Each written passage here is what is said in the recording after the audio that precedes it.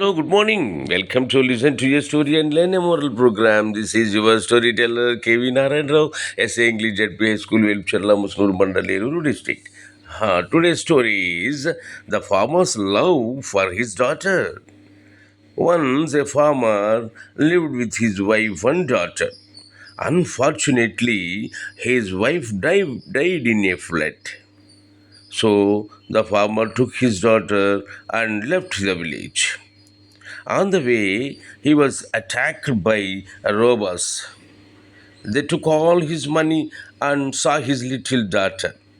She looked like an angel. They said, "Hey, if you want to live, you give us your daughter."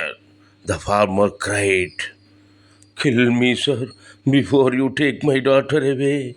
The robbers thought of their own children and how they would suffer if they died. They gave up stealing and went homes.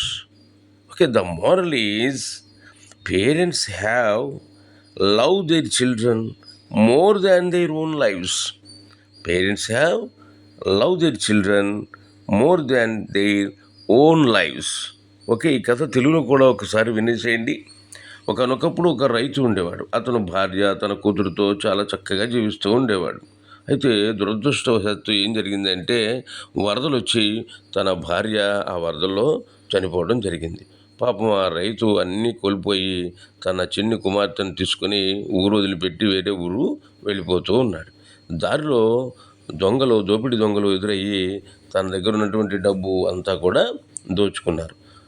వెళ్ళిపోతూ ఆ పాపను చూసి, "పాపను మాకిస్తావా, చస్తావా" అని రైతుని అడిగారు. పాపం ఆ రైతు ఏడుస్తూ అన్నాడు కదా, లేదండి, నన్నన్నా చంపేసేయండి, కానీ నా పాపకి హాని తలపెట్టకండి అయ్యా, మీకు నమస్కారం చేస్తానన్నాడు. దాంతో పాపం ఆ దొంగలకు కూడా మనసు ఉంటుంది కదా, వాళ్ళు ఆలోచించారు, తమ బిడ్డలు తమకు దూరం అయిపోతే వాళ్ళు ఎంత బాధపడతారా అనేటువంటిది వాళ్ళకు కూడా ఆలోచన వచ్చి వెంటనే వాళ్ళు ఆ దొంగ వృత్తిని వదిలేసి వాళ్ళ ఇంటికి వాళ్ళు వెళ్ళిపోవడం జరిగిందనమాట. మరి ఈ కథలో నీతి ఇప్పటికే మీకు అర్థమయ్యే ఉంటుంది. తల్లిదండ్రులు మరి పిల్లల్ని వాళ్ళ ప్రాణాల కన్నా ఎక్కువగా ప్రేమిస్తారు అనేది కథలో నీతి. ఏం చేస్తారు? తల్లిదండ్రులు పిల్లల్ని తమ ప్రాణాల కన్నా ఎక్కువగా ప్రేమిస్తారన్నమాట. ఇది కథలో నీతి. మరి ఈ కథా నీతి మీకు నచ్చినట్టయితే మళ్ళీ వినండి. అట్లాగే మీ స్నేహితులకు పంపడం మర్చిపోకండి. మరలా ఇంకో మంచి కథతో రేపు కలుసుకుందాం. అంతవరకు సెలవు. ఆగండి, మీరు కూడా చిన్ని కథలు రాసి చెప్పడం మర్చిపోకండి. Okay, enjoy.